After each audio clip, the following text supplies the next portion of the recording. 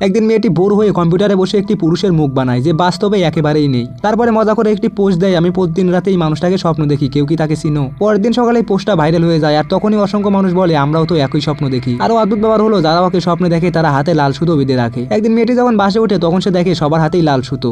স্কুলে গিয়ে শুনে সবাই একই স্বপ্ন দেখে আর দরজা তখনই ধীরে ধীরে খুলে যায় আর সেই মানুষটাই ঢুকে পড়ে। সবাই তখন ভয় পেতে শুরু করে কিন্তু মেয়েটি তখন খুশি হয় কারণ এই ঘটনা তো ছিল তারই বানানো। কিন্তু এরপর এই পুরো পৃথিবীর মানুষ পাগল হতে শুরু করে। মানুষ দলে দলে রাস্তায় চিৎকার করতে থাকে আর বলে স্বপ্নের মানুষ এখানেই আছে। মেয়েটি তখন সত্য কথা বলতে চায় যে সব বানানো, কিন্তু কেউ তখন তা বিশ্বাস করে না। হঠাৎ একদিন তার এক সহপাঠী বলে ও আমাকে আক্রমণ করেছে আর তার হাতে আঁচড়ের দাগ। আর এরপরে সে জানালা দিয়ে লাফিয়ে পড়ে। এরপরে মেয়েটি যখন বাড়ি ফিরে তখন সে দেখে তার মায়ের হাতেও লাল সুতো আর টিভিতে মানুষ পাগল হয়ে মারামারি করছে। সে দৌড়ে বাইরে যায় আর তখনই এক পুলিশ ঘুরে তাকায়, তার মুখ একদম সেই স্বপ্নের মানুষের মতো। তখনই গুলির শব্দ শোনা যায় আর মেয়েটি তখন চমকে জেগে ওঠে আর ভাবলো সবই স্বপ্ন। কিন্তু না, ব্রেকফাস্ট টেবিলে তার মাও সেই স্বপ্নের মানুষের মুখে হাসতে থাকে। মেয়েটি তখন ভয় পেয়ে সেখান থেকে লাফিয়ে পড়ে আর সেখানেই শেষ হয়ে যায়।